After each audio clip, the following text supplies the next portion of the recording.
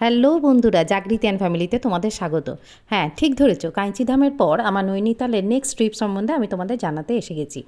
কাঞ্চিধামের পরের দিন আমরা সকাল সকাল বেরিয়ে পড়েছি মুক্তেশ্বর মন্দির, বাবা মুক্তেশ্বর দর্শন করার উদ্দেশ্যে।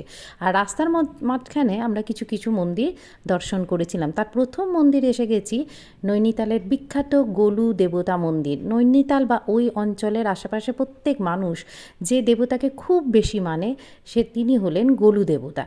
এনার ইতিহাস আমি বলছি। জাগৃতি গাড়ি থেকে নেমে গেছে, গনু জাগৃতিকে নিয়ে আসছে এবং আমি মন্দিরের পুজোর সামগ্রী কেনার জন্য মন্দিরের আশেপাশে যে দোকান আছে সেখানে এসে পৌঁছে গেছি। কি অবাক হচ্ছেন তো, এত ঘন্টা! হ্যাঁ, জাগৃতি বাবার হাত ধরে পৌঁছে গেছে মন্দিরে। মন্দিরের অনেকগুলি সিঁড়ি আছে, আর এই ঘণ্টার রহস্য আমি আপনাদেরকে একটু পরে জানাচ্ছি। প্রথমে দেখে নিই, এটা গোলু দেবতা মন্দির। এই গোলু দেবতা মন্দির এইখানে পাহাড়ে নৈনিতালে বিখ্যাত দেবতা এবং খুব খুব জাগ্রত দেবতা। এই পাহাড়ের মানুষের কাছে গোলু দেবতা এতটাই জাগ্রত, তারা যে কোনো শুভ কাজ বা কেউ যদি একটা ছোট্ট বাড়িতে কিছু নতুন কিছু কেনে বা কেউ যদি গাড়ি কেনে, জমি কেনে, বাড়ি কেনে, তারা এই মন্দিরে এসে বাবাকে জানিয়ে যায়। আর এই ঘন্টা, এত এত ঘন্টা দেখে অবাক হচ্ছেন তো? হ্যাঁ, জানিয়ে যাওয়ার মানেই হচ্ছে আনন্দ হয়ে বাবার কাছে একটাই তাদের মনোবাসনা, সংকেত বা চিহ্ন তারা রেখে যান, সেটা হচ্ছে এই ঘন্টাগুলি। অজস্র অজস্র ঘন্টা আপনারা দেখতে পাবেন। আবার লোকমুখে যেটুকু কথিত শুনলাম, এই হচ্ছে মন্দিরের গেট এবং এই দিক দিয়ে আমরা এসেছি, এন্ট্রান্স করেছি। লোকমুখে যেটা আমি শুনলাম গোলুদেবতা মন্দির সম্বন্ধে, কেউ এখানে এসে যখনই পুজোর সামগ্রী আপনি কিনবেন, তখন দেখবেন আপনাকে পুজোর সামগ্রীর সাথে একটি ছোট্ট চিরকুট দেবে। ওই কাগজটির মধ্যে আপনি আপনার মনের ইচ্ছা লিখে বাবাকে জানিয়ে গেলেন। বলে রাখি, যখনই গোলুদেবতা মন্দির আপনারা দর্শন করতে যাবেন, নৈনিতাল গেলেই অবশ্য গোলুদেবতা মন্দির যাবেন, সবাই আপনাকে বলবেন ঘন্টা নিয়ে যান, ঘন্টা বেঁধে দেবেন। না, প্রথমে আপনি আপনার মনের ইচ্ছাটি কাগজে লিখে এলেন এবং যেদিন আপনার ওই বাসনা পূর্ণ হবে, তার সেই বাসনা যখন পূর্ণ হবে তার পরিপ্রেক্ষিতে আপনি যখন পুজো দিতে আসবেন, সেদিন এসে আপনি বাবাকে ঘন্টা বেঁধে যাবেন। সেটি হলো আপনার মনোবাসনা পূর্ণের একটি সংকেত। আপনি বাবাকে ধন্যবাদ জানিয়ে গেলেন ঘন্টা বেঁধে। বাবা এই ঘন্টার আওয়াজ নাকি খুব ভালোবাসে। হ্যাঁ, আমি মন্দিরে পুজো দিয়ে বেরিয়ে পড়েছি। যেটা বলছিলাম, এই অজস্র ঘন্টা বারবার আমাদেরকে প্রমাণ করে দিচ্ছিল যে কত কত মানুষের মনের ইচ্ছে বাবা পূরণ করেছে। এটি হচ্ছে ঘোড়াসান গোলু।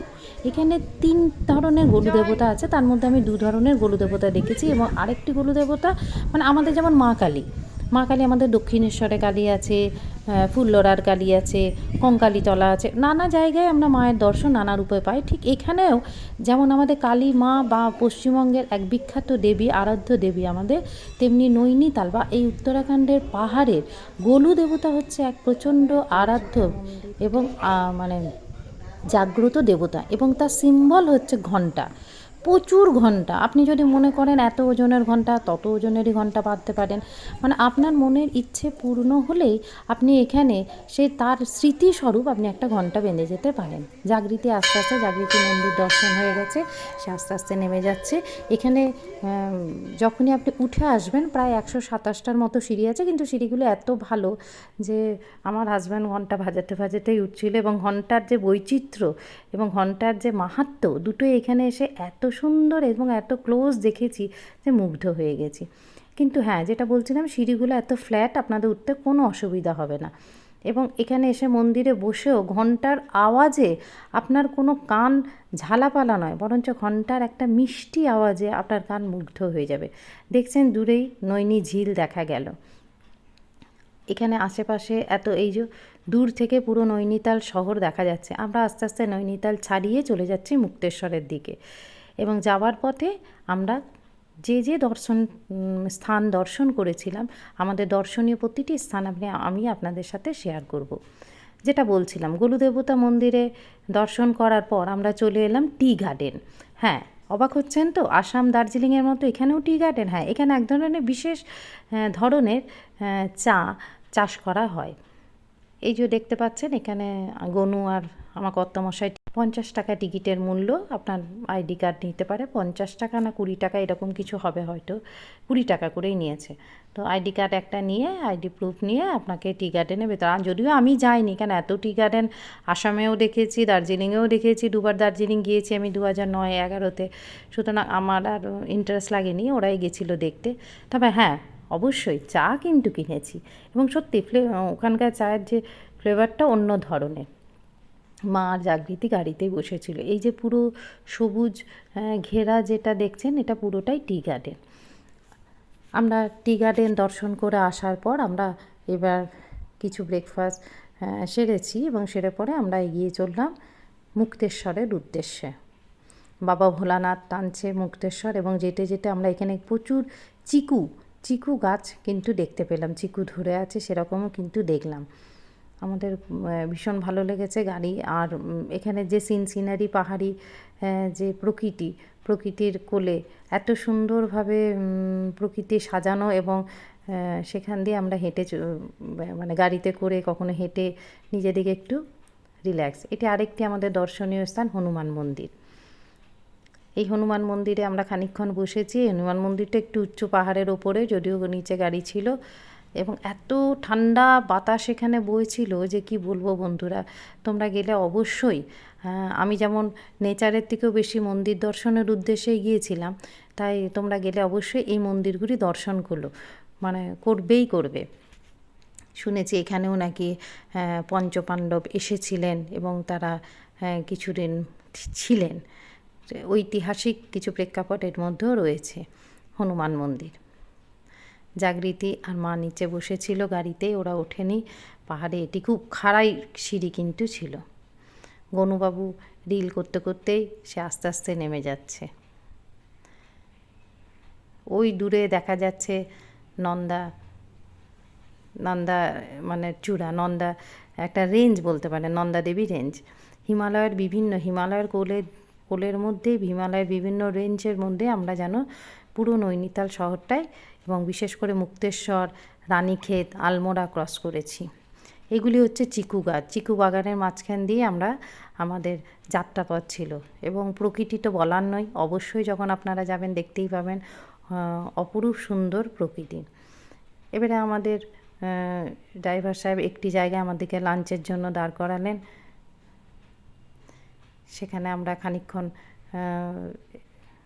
ঘুরে টুরে আমরা এবারে ঠিক করলাম একটু লাঞ্চ সেরে আমরা মুক্তেশ্বরের যাব। হ্যাঁ, ঠিক ধরেছেন, আমরা পৌঁছে গেছি মুক্তেশ্বর মন্দির। মুক্তেশ্বর মন্দির বলা হয় যে এটি একটি এখানে জাগ্রত, এবং এখানে নাকি যুধিষ্ঠির, ভীম, অর্জুন অর্থাৎ পঞ্চপাণ্ডব নিজে এসে কিছুদিন ছিলেন, এবং তারা এখানে নিজেরা বাবা শিবের নিজের হাতে, এখানে যে বাবার যে লিঙ্গটি, এটি একটি জ্যোতির্লিঙ্গ নয়, এটি একটি শিবলিঙ্গ, এবং এই শিবলিঙ্গটি যুধিষ্ঠির নিজে হাতে নির্মাণ করে পুজো করেছিলেন। তাই এইটির একটি ঐতিহাসিক প্রেক্ষাপট খুবই স্ট্রং বলতে পারেন, এবং এখানে সবাই আসে যারা শিব ভক্ত, তারা অবশ্যই মুক্তেশ্বর, এবং প্রত্যেক সাধু সন্ন্যাসীরা মুক্তেশ্বরে অবশ্যই, শৈব সন্ন্যাসীরা অবশ্যই মুক্তেশ্বর আসবে। আমি 12 জ্যোতির্লিঙ্গ যেমন দর্শন করে তাদেরকে একটি ইতিহাস শুনেছি, এবং জ্যোতির্লিঙ্গ তো আমাদের কাছে সত্যিই একটি চমৎকার বলতে পারেন।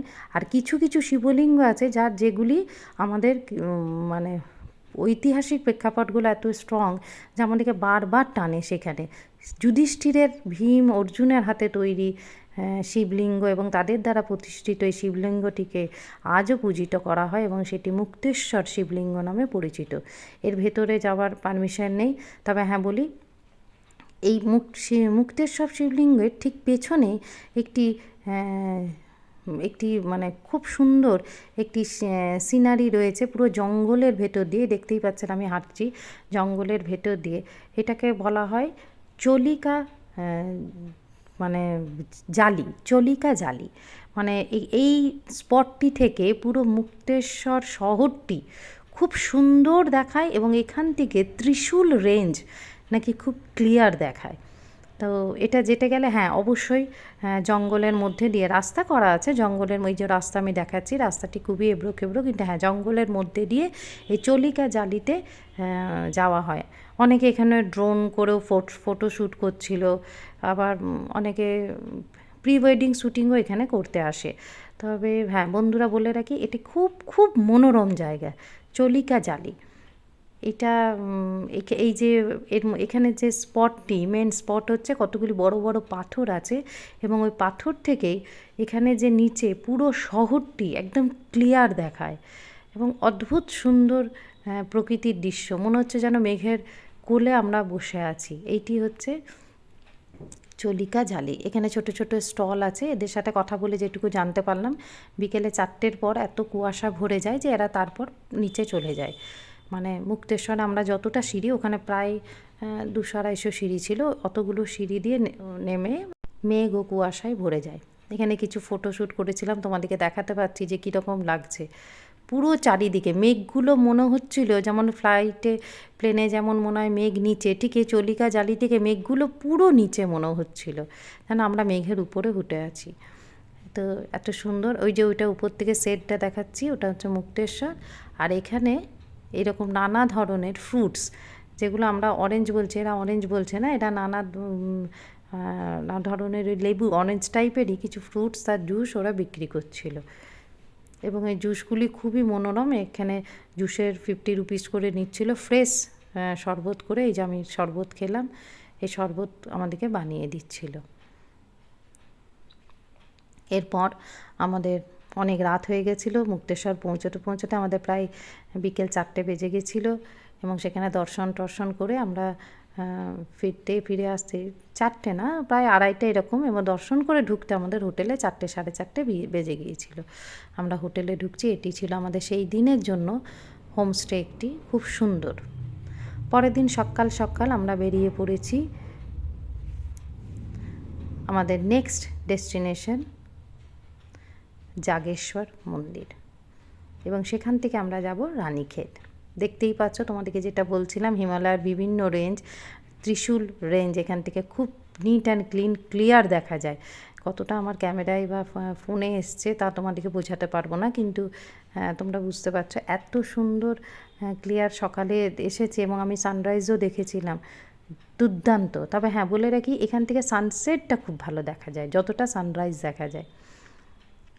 আমরা সকাল বেরিয়ে পড়েছি। আমাদের নেক্সট দিনের মানে স্টেটা ছিল জাগেশ্বরে। আমরা জাগেশ্বরের উদ্দেশ্যে বেরিয়ে পড়েছি।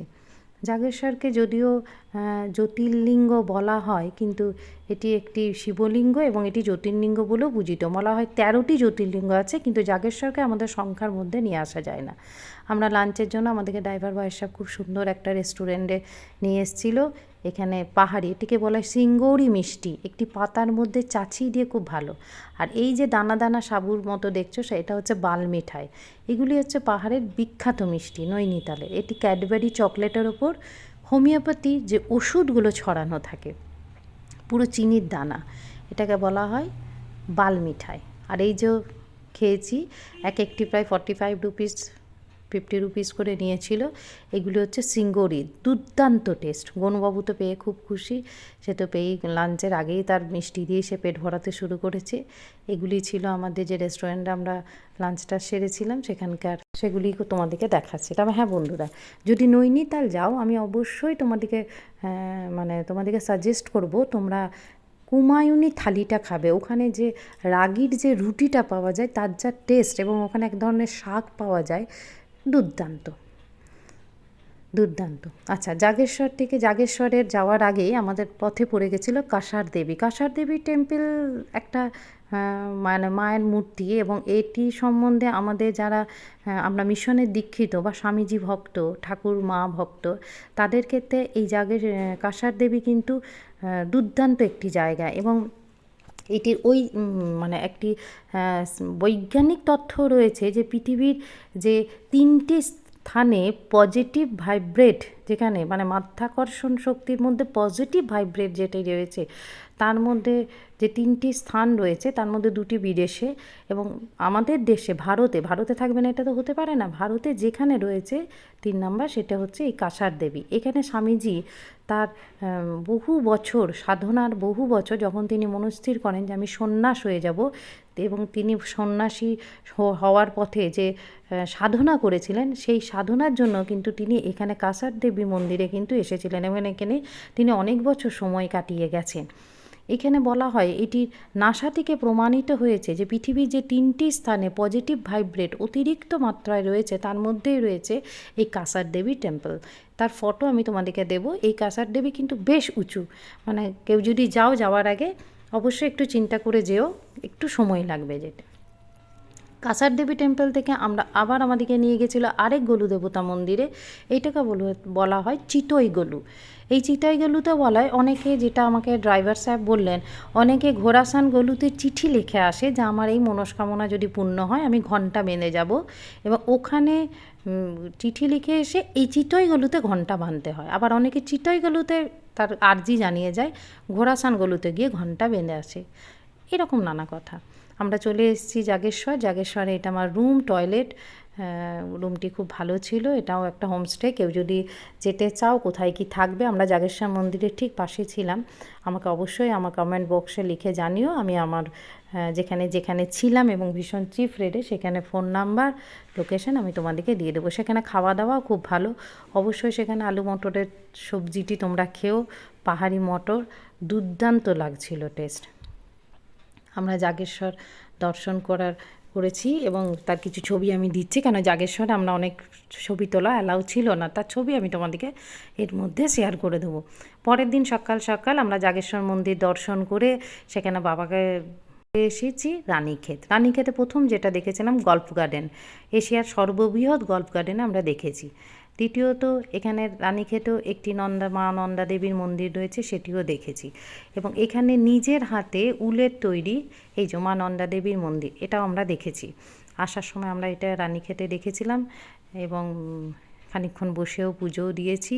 এবং তারপর আমরা এসে গেছিলাম যে আমাদেরকে যে ওখানকার গভর্নমেন্টের যে শালের যে সুতো তৈরি কিভাবে হচ্ছে, উল তৈরি কিভাবে হচ্ছে এবং সই উল দিয়ে কিভাবে শাল তৈরি হচ্ছে, সেরকম একটি ইন্ডাস্ট্রিতে আমাদেরকে উনি ঢুকিয়েছিলেন। সত্যিই খুব ভালো লেগেছিল এবং আমি সেটা আমার ভিডিওর মধ্যেও তোমাদেরকে দেখাচ্ছি। এইটি সেটি ইন্ডাস্ট্রি মানে সব আর কি বলতে পারো। সেখানে নানা রকমের শাল বিক্রি হচ্ছে এবং সত্যি কোয়ালিটিও খুব ভালো লেগেছে। যদিও নৈনিতালে অনেকে বলে শীতের দিনই সস্তা, কিন্তু আমি বলবো বন্ধুরা, আমরা যারা পশ্চিমবঙ্গ থেকে যাচ্ছি তারা কিন্তু পশ্চিমবঙ্গে জিনিসই খুব তাদের কাছে সস্তা বলে মনে হবে, চিপ। আমাদের পশ্চিমবঙ্গে সব কিছু খুব চিপ রেটে পাওয়া যায়, তাই বাইরে যতই যাই বলুক একই জিনিস অনেক বেশি দামে কিনতে হয়, কিছু নির্দিষ্ট স্থান ছাড়া। হ্যাঁ, যেটা বলছিলাম, এটা একটা ইন্ডাস্ট্রি। এখানে সমস্ত উল, সুতো, সমস্ত কিছু তৈরি করে তারা নিজের হাতেই কিন্তু সব বানায়, কোনোটাই মেশিনারি খুব একটা হয় না। নানা ধরনের coat, ladies coat, gents coat, muffler, shawl, sweater, half jacket, সব কিছুই কিন্তু এখানে পাওয়া যায়। যদিও সেগুলো তুমি আমাদের এখানেও পাবে, তবে হ্যাঁ, সোভেনিয়ার হিসেবে তুমি একটা নিতেই পারো। স্মৃতির জন্য আমিও একটা মা আমাকে কিনে দিয়েছিল, তবে ওটার জন্য ঠিক আছে, কোয়ালিটিও মাচ বেটার, খুব ভালো। তো এইভাবে আস্তে আস্তে এইগুলি দর্শন করে আমরা ঢুকে পড়েছি রানীক্ষেত। এবং রানীক্ষেতের মেন জায়গা, মেন মার্কেটে এটি আমাদের ছিল রানীক্ষেত হোটেল ছিল আমাদের সেই দিনের স্ট্রেট করা রুম। এগুলি করে সেরেই আমরা আমাদের হোটেলে ঢুকে পড়েছি। কেউ যদি হোটেলের অ্যাড্রেস, ফোন নাম্বার, লোকেশান জানতে চাও অবশ্যই কমেন্ট বক্সে আমাকে টাইপ করো বা মেসেজ করো, আমি তোমাদেরকে জানিয়ে দেবো। এমনকি আমার ড্রাইভারের নাম্বার, যে প্রত্যেকটা জায়গার যোগাযোগ কিন্তু সেই করেছে, সেই রেট করেছে এবং খুব ভালো রেটে, ভীষণ 5 স্টার থেকে শুরু করে ভালো ভালো হোটেলে সে রেখেছে, হোমস্টেতেও রেখেছে, কিন্তু প্রত্যেকটির সার্ভিস এত ভালো, এত মনোরম। হয়তো আমি নিজে করলে আমাকে বেশি পে করতে হতো, কিন্তু তার মাধ্যমে করেছি, অনেক সুবিধা, অনেক সস্তা পেয়েছি। সন্ধ্যাবেলায় আমি আর মা একটু লোকাল মার্কেট বেরিয়ে পড়েছিলাম। এখানে ফুচকা 40 রুপিসে খুব ভালো খেয়েছি। মেয়েরা ফুচকা খাবে না এটা হতো, আর মা গেলেই তো একটু বাজার ওই ছেলের নাতির জন্য একটাই জ্যাকেট, ছেলের একটি মানে একটু উডেন টাইপের একটা জ্যাকেট, হালকা সোয়েটারের মতোই উডেনের, মানে উডেন বলছি সরি, উলের একটি জ্যাকেট। আর উডেনের কিছু জিনিস দেখছিল, আমি টুকটাক ঘর সাজাবার কিছু কিনেছি। আর এই যে এটি ছেলের একটি কটসুলের একটি শার্ট, এই সব দোকানের মধ্যে থেকে মানিয়েছিল। পরের দিন সকাল সকাল ব্রেকফাস্ট ছেড়ে আমরা আস্তে আস্তে নেমে যাচ্ছি। আমাদের হোটেল থেকেই একদম মেন বাজারের মধ্যে হোটেল ছিল, এবং হোটেল থেকেই হিমালয়ান রেঞ্জগুলি এত ক্লিয়ার যে সকালে একদম ছাদে উঠে আমরা দেখেছি এবং একটু ঘুরেওছি। তারপর আমরা আস্তে আস্তে বাইরে বেরোবি আমাদের কাঠগোদামের উদ্দেশ্যে। কেন আজকে রাত্রেই আমাদের ট্রেন ছিল রাত্রি 9টায়।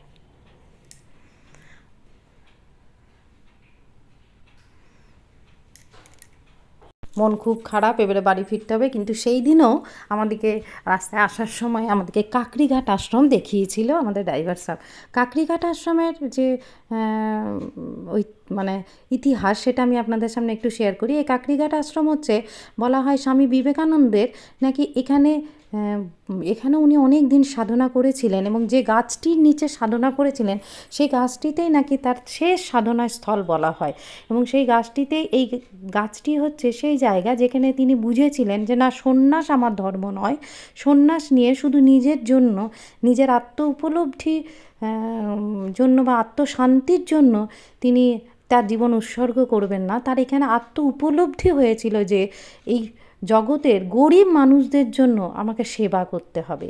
বলতে পারেন এটি স্বামী বিবেকানন্দের শেষ, মানে কি বলবো, চেতনার স্থল, যেখানে তিনি বুঝেছিলেন জগতের জন্য, তাকে গরিব মানুষের জন্য, মানুষের কাছে মানুষের দয়ার যে ভিত, তিনি এখান থেকেই তার এই চেতনা হয়েছিল। এবং তিনি এখান থেকেই নাকি তিনি বেরিয়ে পড়েছিলেন মিশন প্রতিষ্ঠার উদ্দেশ্যে বা মানুষের সেবার উদ্দেশ্যে। এই হলো সেই গাছ যেখানে গনুদু বসে আছে। এবং সেখানে যে গিয়ে আমাদের শুধু মন শুদ্ধি, আত্মশুদ্ধিই বলবো না, আমাদের যেন দেহশুদ্ধিও হয়ে গেল এই বাতাসের, মানে পা গাছের বা পাহাড়ের মনোরম বাতাসে। অবাক লাগলো যে ঠাকুর এখানে বসেই ভেবেছিলেন যে না, জগতের জন্য কিছু করতে হবে। ঠাকুর যদি সেদিন এটা না ভাবতেন, তাহলে আজ হয়তো এত মিশন প্রতিষ্ঠা হতো না, বা এত সুন্দরভাবে মানুষের পাশে দাঁড়ানোর যে আমাদের মধ্যে চেতনা, বা মিশনের যে মহারাজরা করে আসছেন সেই চেতনার আত্ম উপলব্ধি হয়তো হতো না। উনি কিন্তু এখান থেকেই বুঝেছিলেন। সেই গাছের পাতা ওখানে রাখা আছে। বন্ধুরা, তোমরা যদি মনে করো, অবশ্যই আমি নিয়ে এসেছিলাম, তোমরা নিয়ে আসতে পারো। 150 টাকা করে নেয়, তোমাকে ড্রপ বক্সে ফেলে দিতে পারো, তুমি মনে করলে টাকা না দিয়েও আনতে পারো, সেটা তোমার বিচার্য। কিন্তু আমি তো বলবো অবশ্যই তোমরা ফেলে এসো, কেন পুরোটাই আমাদের মিশনের চলে যায় গরিব মানুষদের সেবার জন্য বা বন্যাত্রাণ মানুষদের সেবার জন্য। তারপর আমরা চলে এসেছিলাম আমাদের দুপুরের লাঞ্চের জন্য। আমার কিছু হালকা, যে আগের রেস্টুরেন্টে দেখালাম তখন বলছিলাম, ওখানে আমরা কিছু হালকা স্ন্যাক্স করি। এবং গনুর ওখানে যেহেতু ননভেজ কিছু ছিল না, পুরোটাই মারওয়াড়ি ছিল, ধোসা, সাউথ ইন্ডিয়ান ডিশ, একটু জুস এইগুলো ছিল। জুস খেয়েও বেরিয়ে যায়। ও সেদিন ননভেজ খাবে একদম মনস্থির করে, এই জন্য আমরা পরে এসে রেস্টুরেন্টে আমরা ননভেজ খেয়েছিলাম। এবং ও সেদিন মাটন দারুণ, অবশ্যই তোমরা খেয়েও, পাহাড়ি মাটন খুব ভালো লেগেছিলো।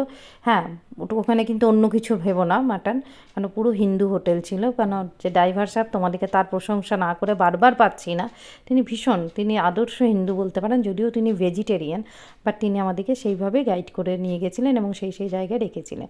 হ্যাঁ, যেটা দেখাচ্ছি এটা হচ্ছে সাততাল। যাবার দিন তোমাদেরকে দেখিয়েছিলাম যেখানে বসে ফটো তুলেছি বা বোটিং করা হয়েছে। একটু যদি আমার আগের ভিডিওগুলো দেখো তাহলে বুঝতে পারবে।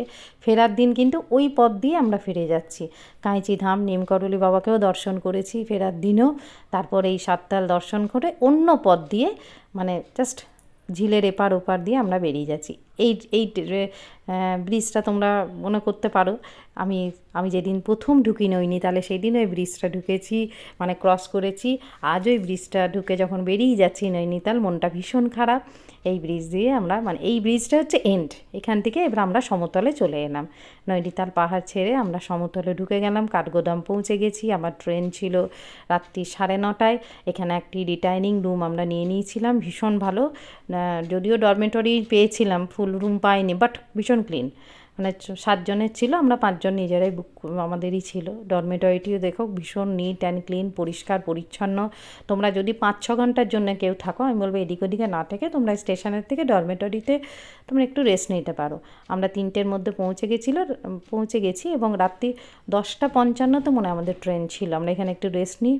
হ্যাঁ, তবে এইখানে খাওয়া দাওয়ার একটু অসুবিধা হয়েছিল, কারণ খুব একটা ভালো খাবার পাওয়া যায় না। আর পাহাড়ি জায়গা তো 7টার পরেই যেন সব কিছু বন্ধ হয়ে যায়। তবুও মোটামুটি হালকা স্ন্যাক্স আর হোটেল ছিল। গনুবাবু ননভেজ পায়নি, তবে ভেজিটেরিয়ান হোটেল ছিল। প্ল্যাটফর্মে ঢুকে গেছে ট্রেন, আমরা ট্রেনে চেপে গেছি। তারপরের দিন সকালেই আসানসোল পৌঁছে গেছি। এটি হচ্ছে কাকাকড়ি ঘাটের ছবি, যেখানে মায়ের সাধনা। এটি হচ্ছে নৈনিতাল এবং তার কিছু আশেপাশের জায়গার কিছু, যেখানে শাল নিয়েছিলাম সেইখানে দোকানের ছবি। আমি তোমাদের সাথে কিছু ছবি শেয়ার করলাম। বন্ধুরা ভালো থেকো, আবার আমি নিয়ে চলে আসবো আমার নেক্সট ভিডিও, আমি যেখানে ঘুরতে যাব সেখানের ভিডিও নিয়ে। সাবস্ক্রাইব করো, লাইক করো, থ্যাংক ইউ। এগুলি হলো জাগেশ্বর ধামের ছবি। এই জাগেশ্বর ধামটি বলেছিলাম অসংখ্য শিব মন্দিরের মাঝখানে, প্রায় অনেকগুলি 72টি শিবলিঙ্গর মাঝখানে, বা শিব মন্দিরের, শিবলিঙ্গ না, শিব মন্দিরের মধ্যে 72টি শিবলিঙ্গ আছে। এই জাগেশ্বর ধাম খুব পবিত্র। আমি যাওয়ার 2-3 মাস আগে আমাদের ভারতীয় প্রধানমন্ত্রী মাননীয় শ্রী নরেন্দ্র মোদীজি এই মন্দিরে পুজো দিয়েছিলেন। আমার পাশে থেকো, সাবস্ক্রাইব করো, থ্যাংক ইউ।